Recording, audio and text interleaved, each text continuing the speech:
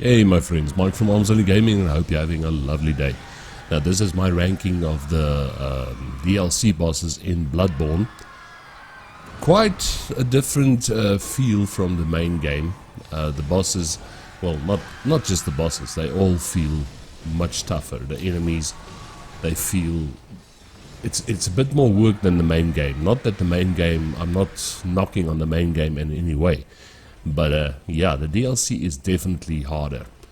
You have to be, I think the safest way to fight the DLC bosses and characters, you must be at least at 100, level 100 in your character, and your weapon must be at least a plus 10. Otherwise you're going to have a very hard time.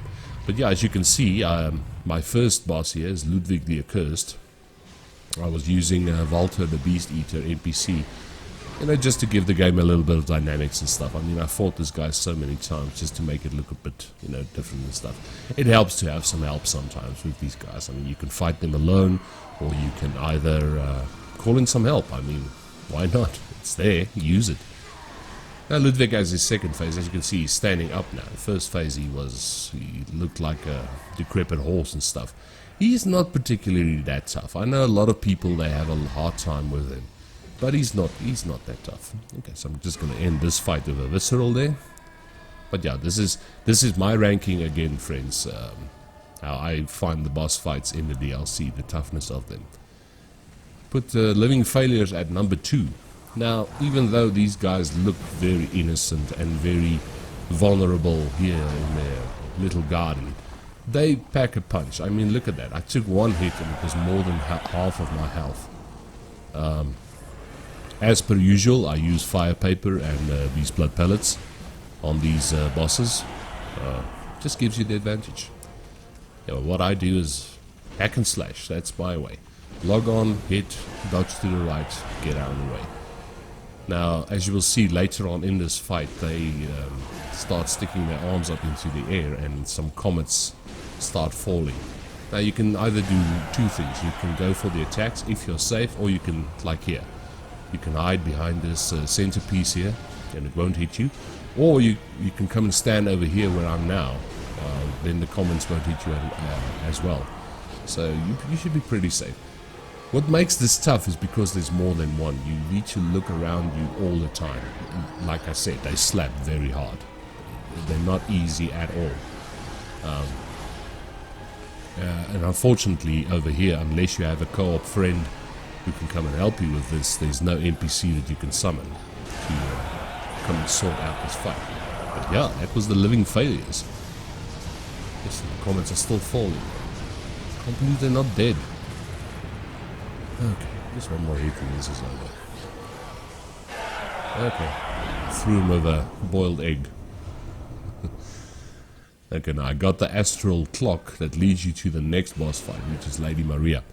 Now I found, I mentioned this in a previous Lady Maria video, the axe, the hunter's axe works the best for me in this fight, because if you have a very high stamina level, she keeps on walking towards you, so you can just charge up your R2 attack and get 3 hits out of it. And she just keeps on repeating unless she goes into a second and third phase. Gonna throw some boiled eggs at her again. Yeah, it's the black sky eye, but it looks like boiled eggs.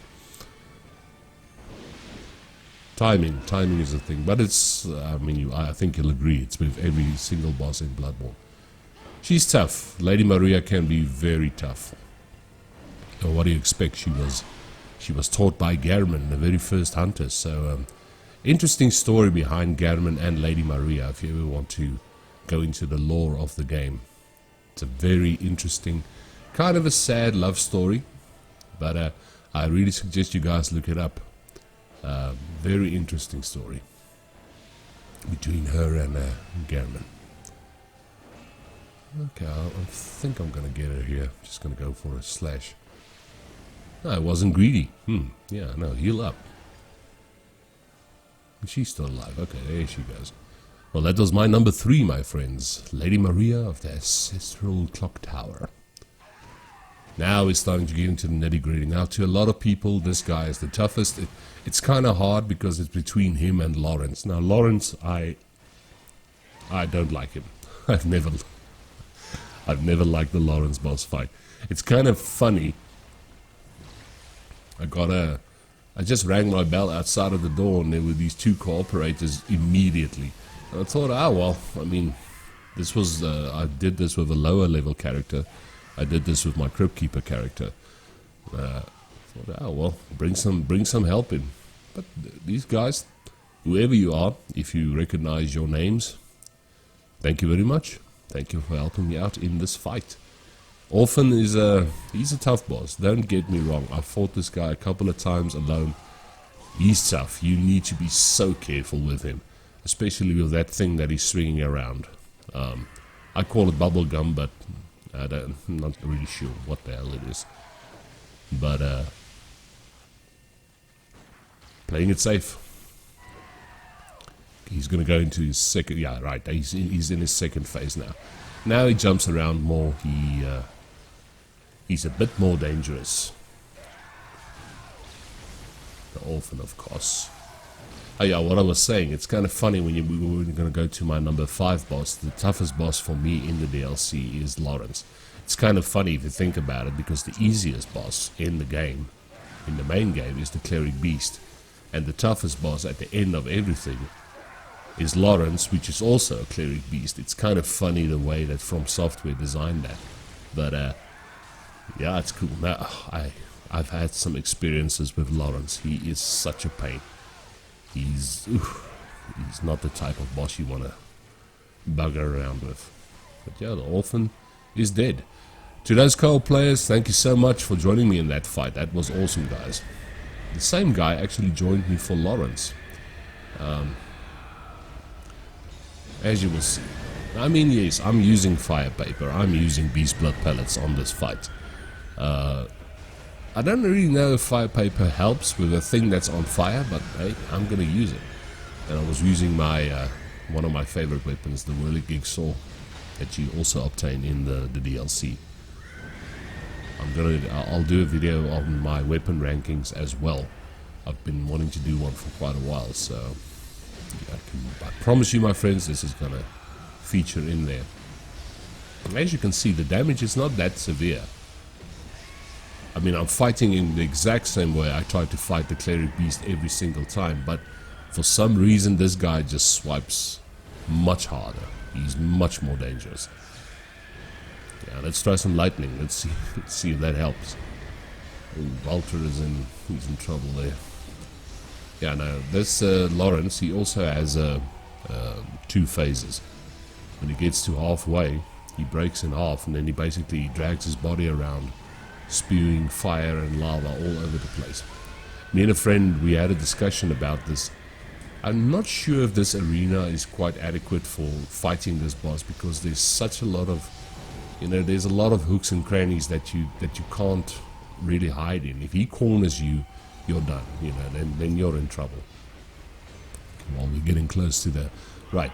He's in his second phase now.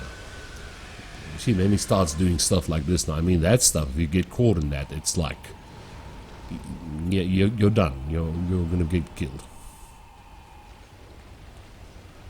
Yeah, at this point, Walter has passed away, but hey, props to my online cooperator.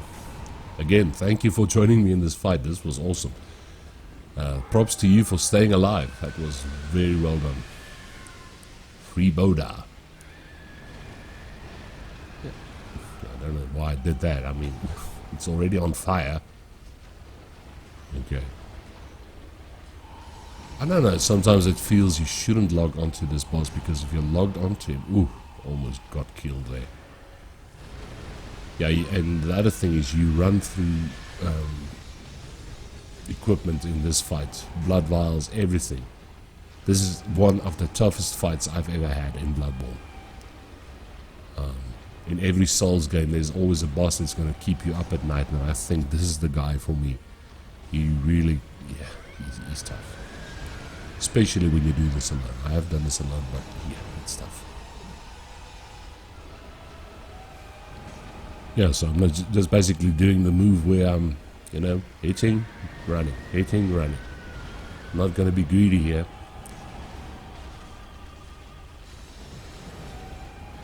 See, every time you get behind him, he either swipes you, he turns around and swipes you, or you get burned by the fire that's coming from his body, the lower part of his body.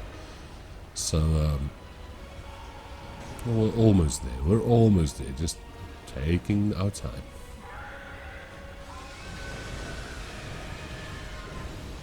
You see there, if you log onto him, for some reason, as you're hitting, you keep on moving to the front of his head. So I don't think it's a good idea to log onto him in his second phase. Yeah, and as you know, this looks similar to the arena where you fight Vicar Amelia. Like I said, I don't think this place is... It's big enough, but you can get stuck on those pillars, you can get stuck in the corners, and with this guy, it's very dangerous.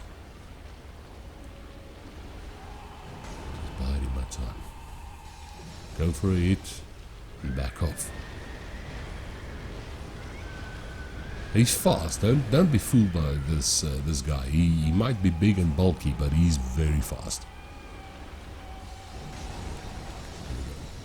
Am I gonna go for it here?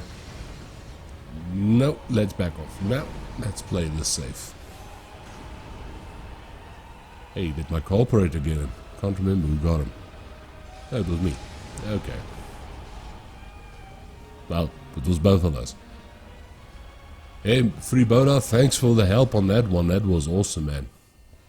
But yeah, my friends, that was the DLC part of Bloodborne, my boss ranking. I've said this before, guys. Try it out and go and have fun. It's a tough game, but it makes you strong. I'll see you later, my friends. You guys keep safe out there in this crazy world. Take care of each other, and we'll talk soon. Cheers.